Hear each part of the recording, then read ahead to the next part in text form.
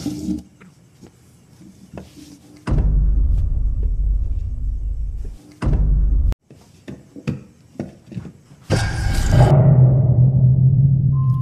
dimulai di sebuah rumah makan bakso ceker yang terlihat sangat ramai antrean.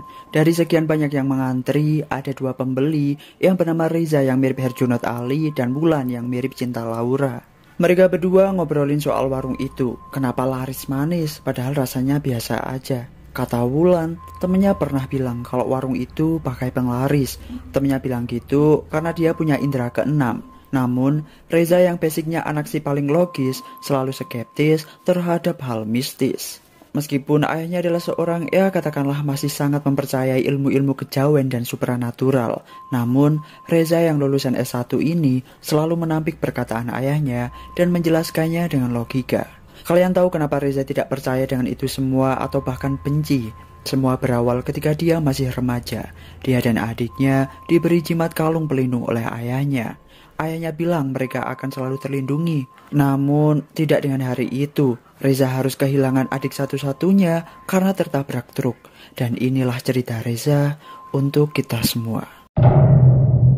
Reza adalah seorang mahasiswa di salah satu universitas di Jakarta. Di kampus itulah ia kenal dengan Wulan, kekasihnya yang sudah dipacari bertahun-tahun lamanya, hingga akhirnya mereka berdua lulus bersama dan menjadi pencari kerja. Reza dan Wulan lulus bareng dari perguruan tinggi dan mereka sama-sama bikin status influencer. Setelah agak lama menunggu, akhirnya Wulan dapat pekerjaan, sedangkan Reza masih jadi beban orang tua. Setelah setengah tahun menganggur dan masukin beberapa lamaran, akhirnya Reza dapat kerja juga, tapi di Jawa Timur. Dia bilang tuh sama orang tuanya, ya sebenarnya berat. Ibunya juga sempat nawarin buat nerusin usaha ayahnya aja daripada jauh-jauh ke sana. Namun Reza sudah mantep buat ambil pekerjaan itu. Wulan juga keberatan, tapi ya gimana lagi, orang itu juga doanya dia supaya Reza dapat kerjaan. Akhirnya diantarlah Reza sama mereka ke stasiun. Sebelum pergi, ayahnya nitip suatu benda berupa kujang untuk perlindungan. Meskipun Reza sempat menolak karena ia masih nggak percaya dengan hal gitu-gituan, namun ayahnya bilang, percaya atau nggak percaya, bawa aja. Anggap itu adalah titipan ayahnya. Reza kemudian berpamitan ke mereka. Aku pergi dulu. Aku akan kangen luar biasa sama kamu. Selamat menikmati kisah ini. Singkat cerita, setelah 12 jam perjalanan, Reza sampai juga di Banyuwangi, Jawa Timur, kota tujuannya. Saat itu, tanggal 7 Maret tahun 2007. Pada malam itu, ia diantar ke mes tempat dia bekerja. Dia disambut oleh Indra, yang juga karyawan di PT tersebut. Dia dari Jakarta. Selain Indra, ada karyawan lain namanya Minto, dan Pak Dikin, orang yang bantu-bantu di mes itu. Saat pertama kali masuk ke mes, Reza langsung salvok ke sebuah lukisan besar bergambar seorang laki-laki berpakaian adat Jawa. Entah dia siapa. Ia pun kemudian diantar Pak Dikin ke kamarnya. Setelah Pak Dikin ngelihat Reza naruh kujang itu di meja, Pak Dikin langsung bilang ke Reza dia harus hati-hati bawa benda keramat di tempat itu. Hati-hati bawa benda keramat seperti itu. Keanehan pun mulai terjadi. Malam hari, tepat saat jam 12 lebih. Kemudian di pagi harinya, Reza juga diajak kenalan dengan penghuni mes itu. Tiba-tiba saja, keranjang tempat pakaian kotor itu jebol, padahal beberapa detik sebelumnya masih bagus-bagus aja. Namun, Reza mengabaikannya dan langsung pergi kerja. Singkat cerita, dia pun sampai di kantor PT Cakra Abadi. Dia langsung buru-buru masuk karena emang udah telat. Dia pun menemui HRD-nya, yaitu Pak Yanto. Saat jam istirahat tiba, Reza, Indra, dan Minto makan bareng di kantin. Mereka saling curhat kalau kerja di situ tuh enak banget. Mes disediain, kerjanya nggak begitu tertekan, antar jemput, udah gitu gajinya lumayan. Nikmat mana lagi yang kamu dustakan? Namun Indra bilang kalau ada satu hal yang bikin dia nggak betah kerja di situ. Tapi belum sempat jelasin, Pak Yanto datang dan mereka ganti topik pembicaraan. Saat malam hari tiba di mes, Minto nonton bola sendirian, sedangkan Indra dan Reza pergi tidur. Lalu saat tengah malam, tiba-tiba Reza terbangun karena lukisan di dalam kamarnya tiba-tiba jatuh. Dia kemudian aus dan keluar buat ambil minum.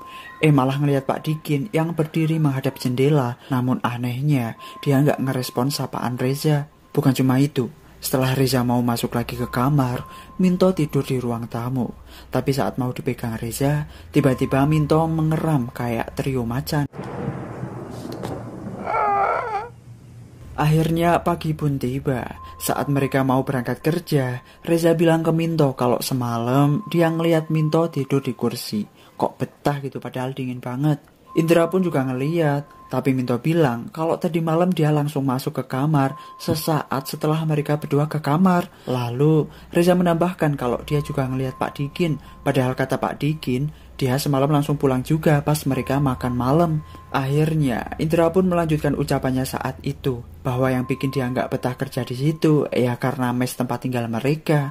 Di situ ada penunggunya yang udah lama tinggal jauh sebelum mereka tinggal di situ.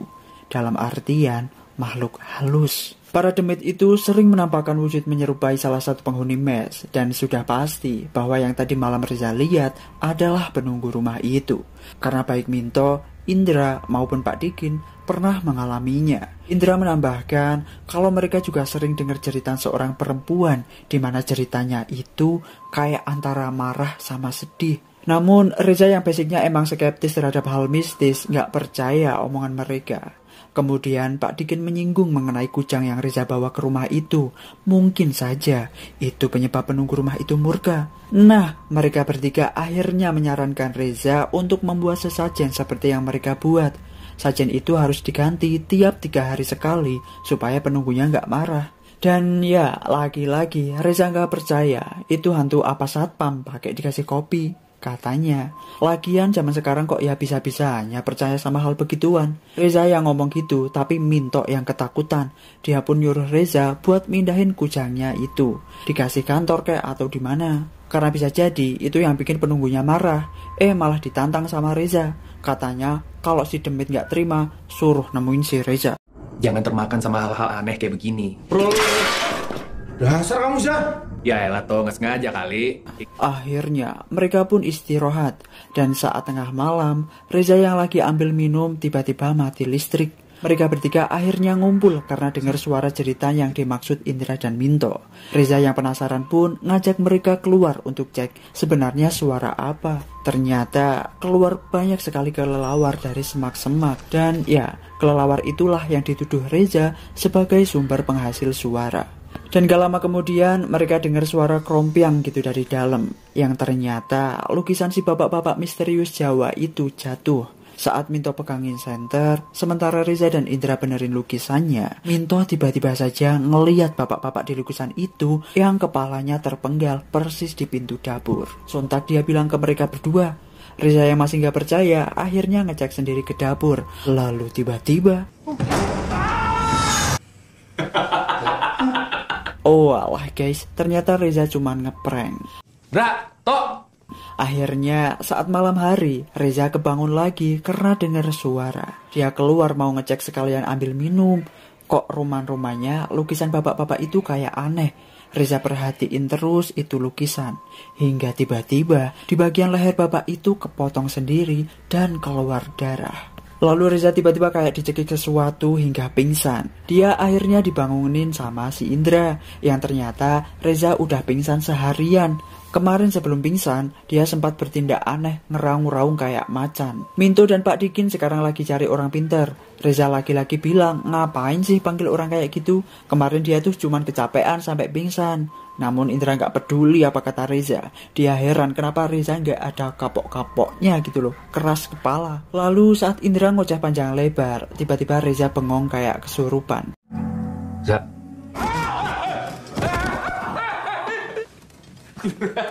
Ternyata cuman prank lagi guys. Indra yang kesel langsung keluar kamar. Reza yang agak ngerasa bersalah karena candaannya berlebihan nyusulin Indra ke kamar buat minta maaf. Pas dia buka kamar, dia ngelihat Indra yang lagi duduk di kamar dengan tatapan kosong dan muka pucat. Kirain Reza, Indra lagi balas ngeprank dia kan.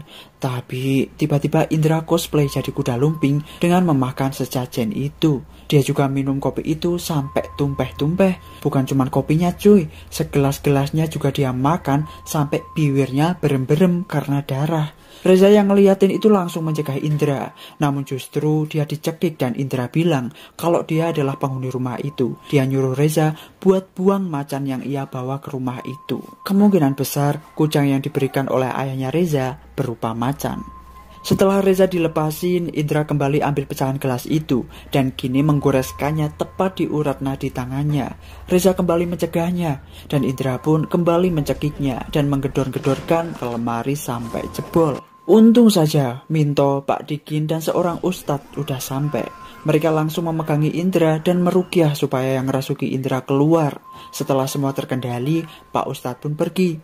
Ternyata si orang pinternya itu nggak bisa datang ke situ sekarang, bisanya besok. Makanya mereka bawa Pak Ustadz. Minto ini bilang ke Reza kalau dia mending nurut aja buat ngebuang kujangnya itu. Tapi lagi-lagi Reza membantah. Dia masih nggak percaya sama yang begituan.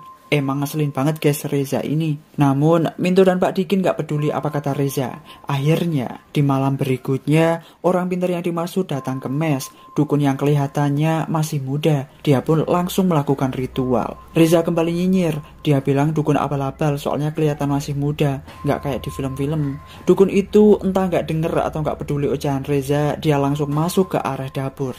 Dan di sana mereka kayak denger si dukun itu ngobrol sama seseorang. Reza curiga, jangan-jangan itu cuman akal-akalan dia aja sok-sokan ngobrol. Pas Reza nyamperin mau ke sana, dukun itu langsung keluar. Dukun itu bilang kalau penghuni rumah itu menerima permintaan maaf mereka, asal jangan diganggu lagi. Reza minta ke si dukun buat usir aja mereka. Kata si dukun, oh nggak bisa say, dia orang lama. Lah elu siapa kok langsung ngusir? Justru dukun itu minta ke Reza untuk membuang kujangnya atau kasih ke dukun itu. Karena itulah yang bikin penghuni mes itu marah. Bahkan dukun itu juga tahu kalau Reza ini orang yang gak percaya dengan hal gaib. Makanya dia menyuruh Reza tutup mata dan tiba-tiba saja Reza berada di alam gaib sendirian. Di mes itu dia dengar suara jeritan wanita dari arah kamar mandi. Dia pun keluar namun justru malah kekunci dan gak bisa masuk lagi. Dia kemudian gedor-gedor kamar Indra dari luar dan ada yang bukain dari jendela. Dikiranya Reza itu si Indra, tapi ternyata malah seorang laki-laki mirip ragil Jerman yang punggung dan dadanya penuh luka. Sungguh mengerikan.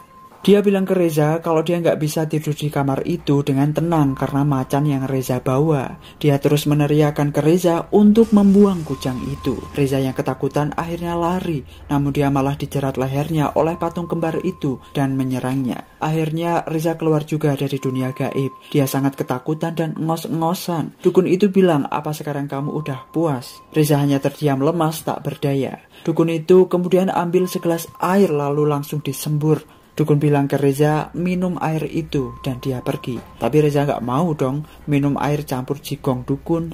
Reza bilang tadi mereka kemana kok dipanggil-panggil gak datang. Mereka bingung dong padahal dari tadi di situ terus. Malah Reza yang terlihat kayak badan tanpa jiwa dengan tatapan mata yang kosong. Reza akhirnya melupakan semua kejadian tadi dan bilang ke mereka kalau itu akal-akalan dukun. Pasti Reza dan yang lain dihipnotis sehingga ngelihat hal-hal yang aneh. Ya, mereka semua gak habis thinking sama Reza yang keras kepala banget. Mereka terus memojokkan Reza suruh cerita apa yang tadi terjadi. Reza buka suara tentang kejadian tadi. Indra takut dong katanya ada laki-laki penuh luka di kamarnya. Indra akhirnya minta nanti malam tidur sama Reza. Pas malam tiba, Minto akhirnya ikut gabung juga soalnya dia baru aja diganggu di kamarnya. Sampai larut malam, mereka aman-aman saja. Indra bilang padahal kamarnya Reza itu yang paling angker, tapi kok malah gak ada apa-apa. Jangan-jangan kujangnya Reza itu bekerja. Esok pun tiba, Reza dan kawan-kawan ada lembur hari itu. Nah kebetulan, hari itu Wulan alias bebeknya Reza datang ke situ jam 7 malam. Reza telepon ke petugas buat jemput Wulan di stasiun jam 7 malam. Singkat cerita, Wulan sampai di mes. Dia panggil-panggil tapi gak ada jawaban. Kebetulan pintu gak dikunci. Ya udah deh, dia masuk aja kan. Masih aja gak ada jawaban. Wulan kemudian masuk ke kamarnya Reza karena ngelihat fotonya di sana. Wulan juga ngelihat kujang itu dan membukanya. Tiba-tiba Reza udah pulang. Katanya dia habis dari WC. Dia kemudian ngajak Wulan buat makan malam. Pas di dapur, ternyata Wulan disuruh makan sajen kembang. Bukan hanya itu, Reza tiba-tiba menyobek pipinya sendiri.